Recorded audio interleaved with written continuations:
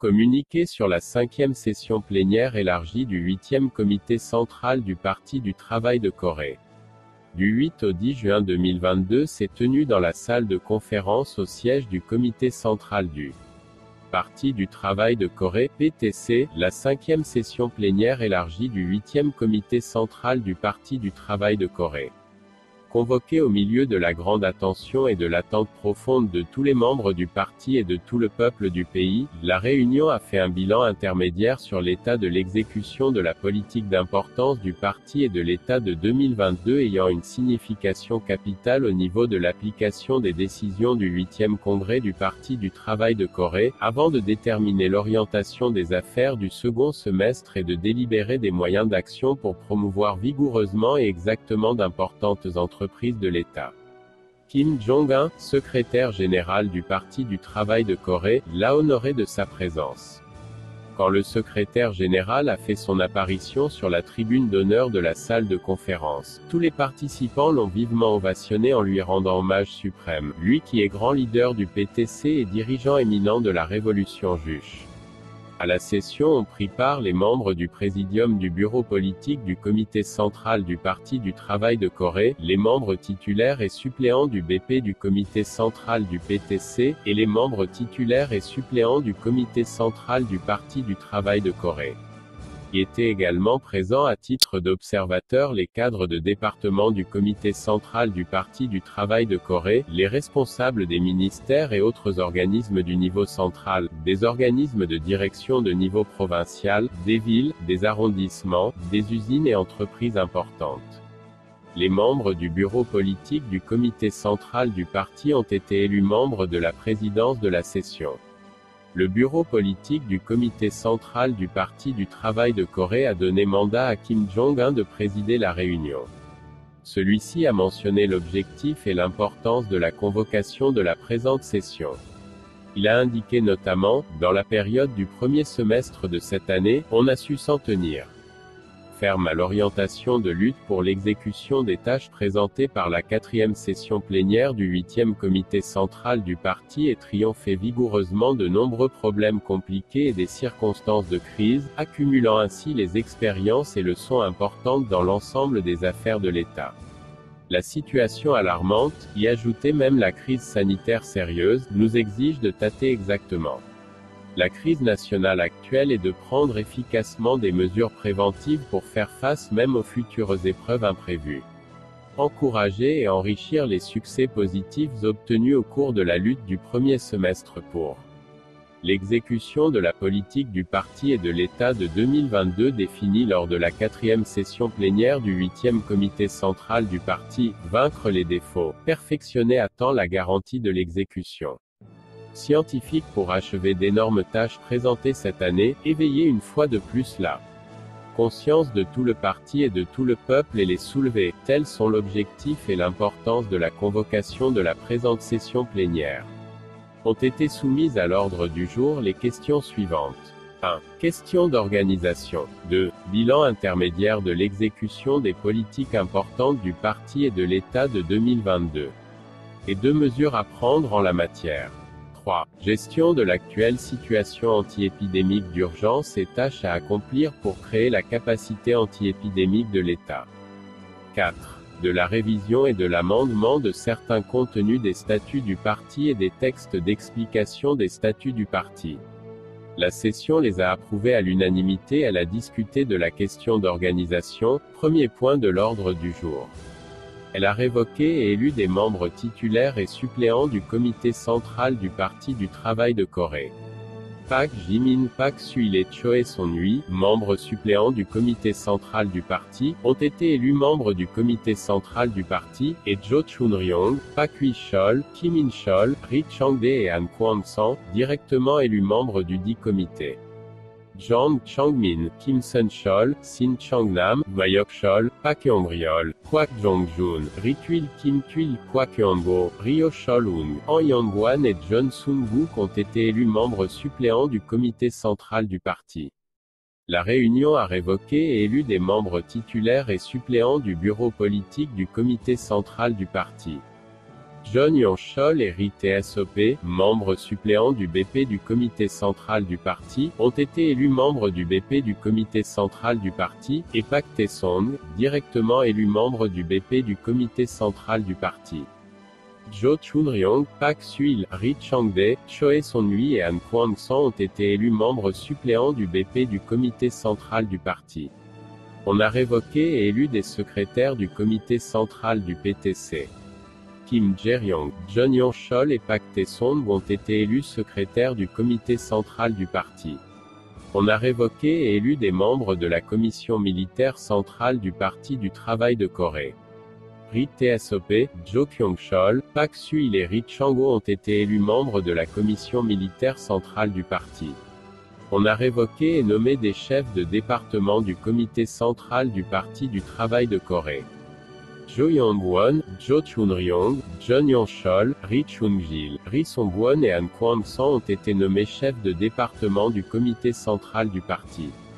On a révoqué et élu le président et un membre de la commission centrale de vérification du Parti du travail de Corée.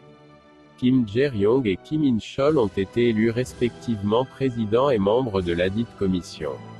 On a révoqué et nommé certains cadres du gouvernement. On a nommé John Sung-guk vice-premier ministre du cabinet, Choe Son-hui ministre des Affaires étrangères, Pak Yong-ryol ministre de l'Industrie de denrées alimentaires, Kwak Jong-jun ministre du Commerce, Ri Tul président du Comité national des sciences et des technologies et Kim Tul chef du bureau politique et secrétaire en chef du comité du parti du cabinet.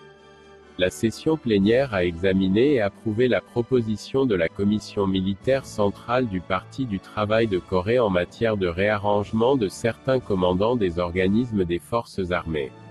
On a nommé Ri Tae-sop chef de l'état-major général de l'armée populaire de Corée, Jong Kyung-taek chef de la direction politique générale de l'APC, Pak Su-il ministre de la sécurité publique et Ri Chang-dae ministre de la sûreté nationale. La session a procédé à la discussion du deuxième point à l'ordre du jour, bilan intermédiaire de l'exécution des politiques importantes du parti et de l'État de 2022 et mesures à prendre en la matière. Kim Tok-un, membre du présidium du BP du comité central du Parti du travail de Corée, vice-président du comité des affaires d'État et Premier ministre de la République populaire démocratique de Corée, a rapporté à la session plénière du comité central du parti les activités de l'État du premier semestre pour l'exécution de la politique économique définie par la 4e session plénière du 8e CC du parti. Il a présenté les données détaillées sur les réalisations et les côtés négatifs relevés dans l'application de la politique économique du parti. Ri Chol-man, chef de département du CC du PTC, a rapporté à la session plénière du CC du parti la situation de l'agriculture de cette année. Après avoir écouté les rapports susmentionnés, le comité central du parti en a fait une analyse et formulé une appréciation correspondante. Kim Jong-un a énoncé les conclusions du deuxième point à l'ordre du jour. Il a mentionné avant tout les succès de bon augure obtenus pendant les 6 mois derniers au niveau des activités politiques et de l'administration de l'État, aussi bien qu'au niveau du développement de l'État et de sa gestion de riposte à la crise. En tirant profit de plusieurs occasions politiques dans la période du premier semestre, on a su mettre davantage en valeur le sentiment de la valeur de notre idéologie, de notre régime et de notre État et intensifier l'unité monolithique entre le parti, l'État et le peuple, manifestant ainsi à la face du monde entier la force majeure du socialisme juche. Tenant compte des changements subis de la situation politique internationale et de l'environnement de la sécurité de la péninsule coréenne et de ses environs qui risquent d'aboutir à une tournure de tension, on a pris des mesures responsables et indispensables concernées et entrepris une lutte opiniâtre. Ainsi, un progrès historique a marqué l'effort visant à consolider les assises de la garantie et de la confiance de la sécurité de l'État.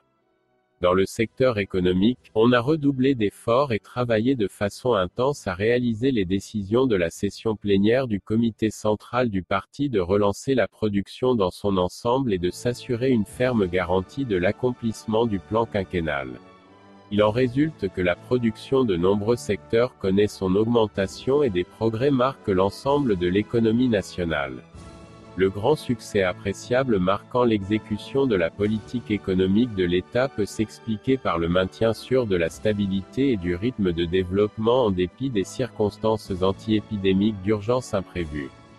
Dans le secteur économique, on a su élever à un degré suprême la prévention anti-épidémique de l'État, remettre en ordre rapidement les troubles créés temporairement dans le contexte où des mesures d'isolement étaient mises en vigueur à l'échelle nationale et promouvoir obstinément l'exécution de la politique économique en soignant l'organisation et la direction de tous les travaux conformément aux exigences de la situation urgente. Pendant un mois dernier où était entré en fonctionnement le système anti-épidémique d'urgence suprême, le secteur économique s'est vu accroître sa capacité de faire face à la crise. Passer une période d'expérience majeure, celle d'endurcissement, appelée à améliorer la capacité de direction d'opérations minutieuses, accumulant ainsi d'expérience et leçons précieuses. Dans le secteur du bâtiment, on impulse avec force cette année comme c'était le cas de l'année dernière la construction d'une grande cité moderne et de plusieurs centres de production en vue de créer les conditions et le milieu de vie plus améliorés à l'intention de la population. Et les projets de construction importants sont à la veille de leur inauguration. De belles performances ont marqué la reconstruction et la modernisation des centres industriels importants de l'État et la création du modèle du développement de l'industrie locale, décision de la 4e session plénière du 8e comité central du parti. Les hommes du secteur agricole ont concentré leurs forces à la culture du blé et de l'orge et impulsé simultanément une lutte de prévention des atteintes de la sécheresse et les travaux agricoles printaniers, faisant preuve de leur nouveau point de vue idéologique et de leur ardeur de se donner corps et âme à l'application de la politique du parti. Kim Jong-un a apprécié que la confiance absolue du peuple entier en capacité de direction et en politique du parti s'avère plus ferme. C'est un succès politique incomparable à n'importe quelle richesse matérielle. Ensuite, il a déclaré la volonté du comité central du parti de réussir toutes les affaires nationales en vue de stimuler le progrès rapide de tous les secteurs. Dans les conclusions, on a énuméré des déviations et leurs causes dévoilées dans l'application de la politique du parti et de l'État du premier semestre et mentionné des moyens et mesures à prendre dans le cadre du parti pour y remédier. Profitant de cette réunion, Kim Jong-un a précisé l'urgence d'opérer un nouveau tournant dans la direction et la gestion de l'économie ainsi que les tâches à appliquer strictement la politique du parti et de l'État en matière d'économie dans la période du deuxième semestre. Dans les conclusions, on a éclairé l'orientation de lutte et les mesures d'application du deuxième semestre concernant les secteurs industriels clés notamment la métallurgie, la chimie, l'électricité et l'industrie houillère. Les conclusions ont dressé comme tâche économique la plus urgente de cette année l'agriculture et la production des articles de consommation. Au secteur agricole, on a mentionné les moyens d'application pour impulser vigoureusement l'application de la politique du parti en matière d'agriculture, réussir la culture de blé et d'orge, première culture annuelle, pour mettre en valeur la nouvelle orientation du parti en matière de révolution dans l'agriculture dès la première de sa proclamation, parfaire les préparatifs préalables pour protéger assurément les plantes contre les dégâts naturels, perfectionner l'entretien scientifique des plantes, augmenter le taux de mécanisation des travaux agricoles, assurer la direction scientifique dans l'agriculture, renforcer l'assistance énergique de l'État, etc.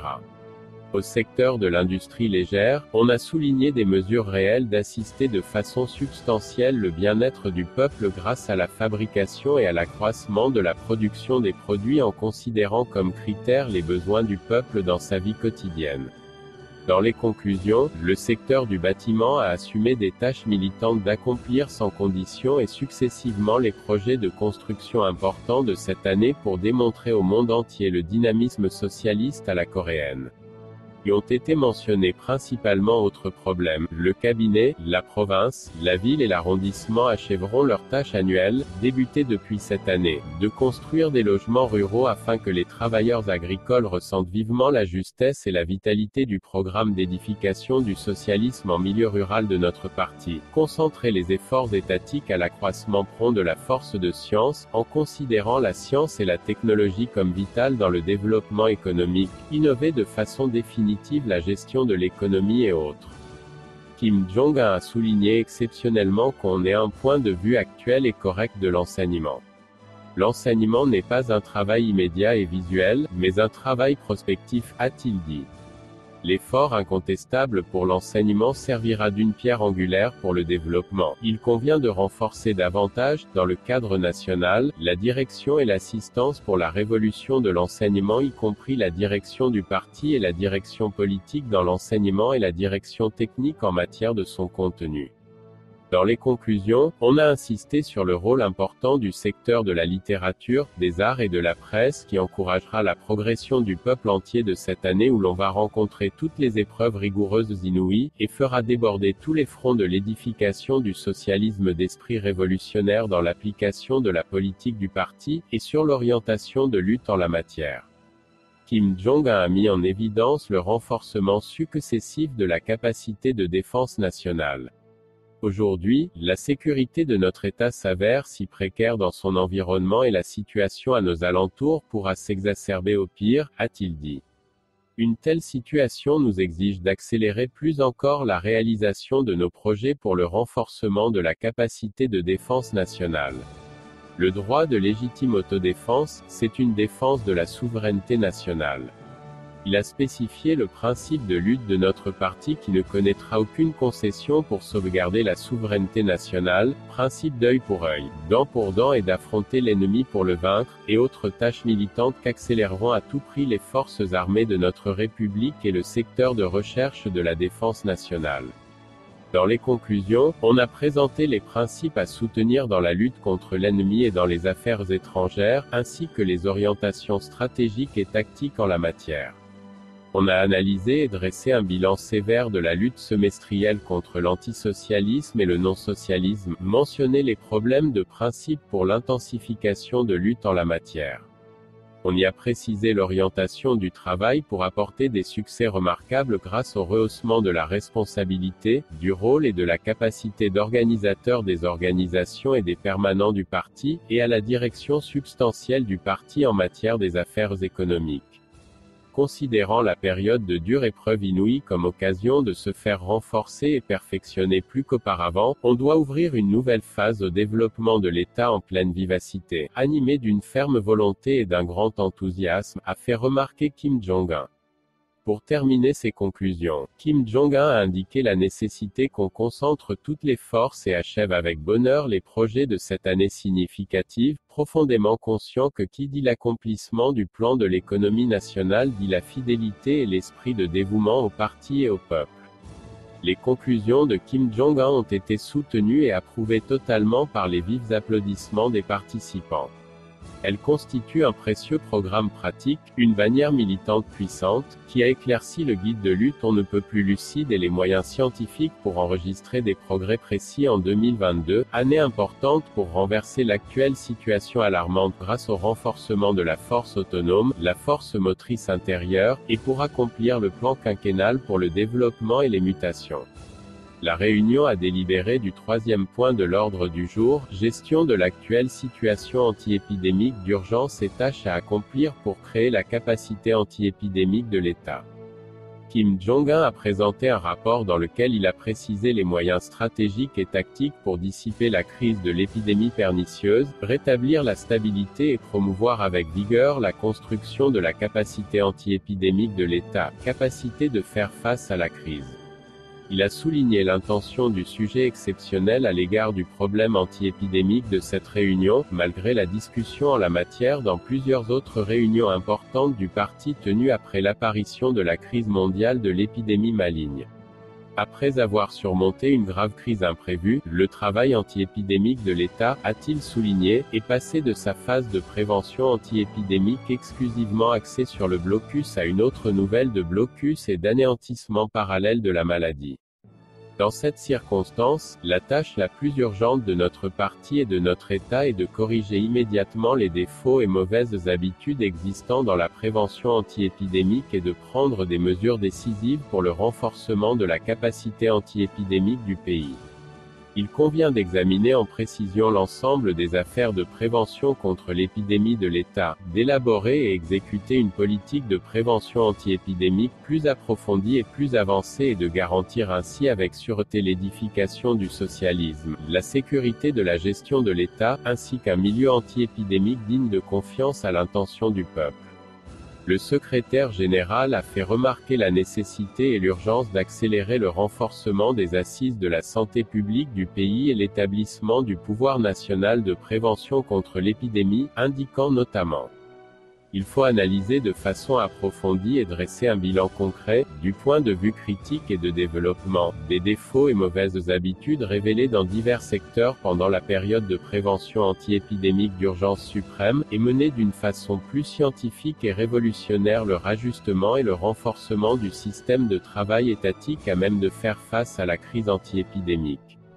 Kim Jong-un a précisé les tâches importantes à réaliser et les moyens à prendre, qui incombent au cabinet et au secteur de la prévention anti-épidémique d'urgence et de la santé publique et aux organismes de la justice, du parquet, de la sécurité sociale et de la sûreté nationale pour supprimer définitivement la crise de maladies infectieuses et rétablir la stabilité anti-épidémique. La réussite de la politique de prévention anti-épidémique réside dans une combinaison de l'austérité, de la scientificité et de la progressivité, a-t-il dit, soulignant une rénovation successive du système et des méthodes de prévention anti-épidémique. Notre prévention anti-épidémique est celle reposant sur l'unité consciencieuse du peuple, non pas sur un tel ou tel dispositif institutionnel ou de tel ou tel moyen matériel et technique. Sa grande réussite réside seulement dans une résistance populaire générale basée sur les masses populaires, l'union générale de leurs forces. Kim Jong-un a mentionné que les organisations du parti de tous les échelons doivent entreprendre avec dynamisme une mobilisation idéologique visant à appeler le peuple entier à la grande bataille contre l'épidémie et diriger sous leur entière responsabilité le travail anti-épidémique d'urgence. Si toutes les cellules du parti cherchent avec initiative leur travail à faire dans cette crise actuelle, font coïncider la pensée et l'action des membres du parti afin de les conduire à s'acquitter de leurs responsabilités et de leurs devoirs, la victoire dans la guerre anti-épidémique d'aujourd'hui serait anticipée encore davantage, a-t-il continué.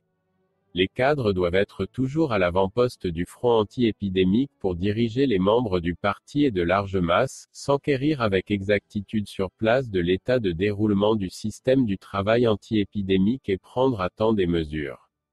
Dans cette guerre de prévention anti-épidémique, les organisations du parti de tous les échelons feront preuve de leur capacité d'organisation et de direction qui ne peuvent être remplacées par l'autrui, et amèneront cette lutte pour vaincre des difficultés au renforcement des organisations du parti, a-t-il accentué.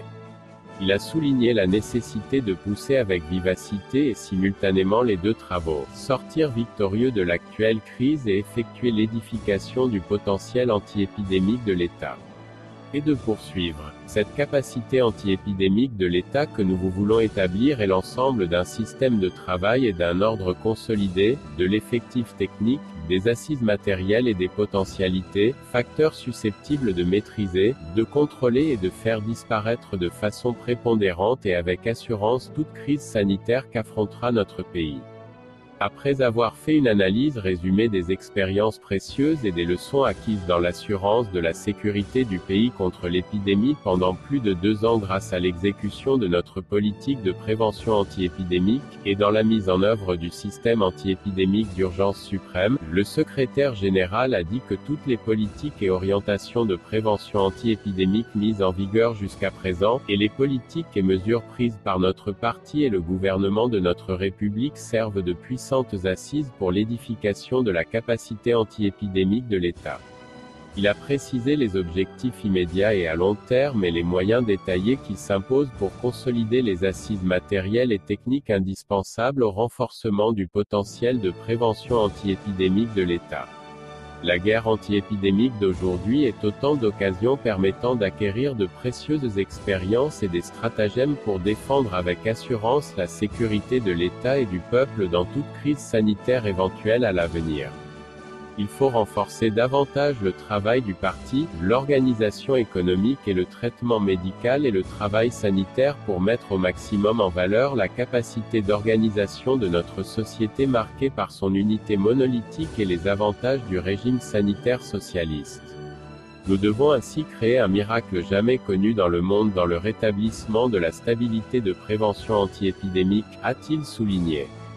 Et il a appelé tous, animés d'une confiance et d'un courage, à organiser et à déployer de façon méticuleuse, avec habileté et effectivement le travail anti-épidémique d'urgence, à pousser vigoureusement la construction de la capacité anti-épidémique du pays, celle de faire face à toute crise pour sauvegarder avec sûreté la santé et le bien-être de notre précieux peuple. Tous les participants se sont raffermis dans leur détermination de faire preuve d'un maximum d'effort et de combativité et d'une haute compétence et d'une intelligence à l'avant-garde du front anti-épidémique, animés d'un haut sens de responsabilité et d'une fidélité sans borne à l'égard de la Révolution, d'un esprit de service inconditionnel et de dévouement illimité pour le peuple. Puis, la session a passé à des réunions d'études et consultatives par section pour prendre des mesures scientifiques visant à appliquer parfaitement les tâches de lutte de 2022 avancées par la 4e session plénière du 8e comité central du parti, à la lumière de l'idée et de l'esprit des conclusions et du rapport ayant valeur de programme énoncé par Kim Jong-un. Les membres du Présidium et les membres du BP du comité central du Parti du travail de Corée ont dirigé ces réunions. Ces réunions divisées en 9 sections, ont été étudiées et discutées de façon approfondie des tâches reflétées dans le projet de la décision à la faveur de l'attitude sérieuse et mobilisatrice et de l'élan d'enthousiasme extraordinaire des participants, et proposer activement des projets constructifs. Jo Yong-won, membre du Présidium du bureau politique et secrétaire chargé de l'organisation du comité central du PTC, a fait part à la session plénière les opinions qu'avait synthétisées le groupe d'élaboration du projet de décision. La session a examiné définitivement les opinions réunies et adopté à l'unanimité la décision relative au deuxième point de l'ordre du jour, de la coordination de quelques tâches politiques principales du parti et de l'État de 2022, et la décision du troisième point de l'ordre du jour pour prendre les mesures décisives en vue de renforcer sensiblement la capacité anti-épidémique de l'État. Elle a délibéré du quatrième point de l'ordre du jour, de la révision et de l'amendement de certains contenus des statuts du parti et des textes d'explication des statuts du parti.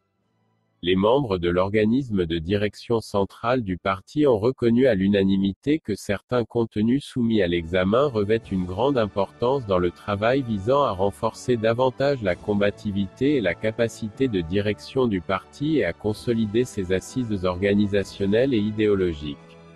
La réunion a adopté à l'unanimité les décisions en la matière. Kim Jong-un a conclu la session plénière. Il a indiqué, la présente session a élaboré, à travers la réunion élargie, des plans progressifs et innovateurs.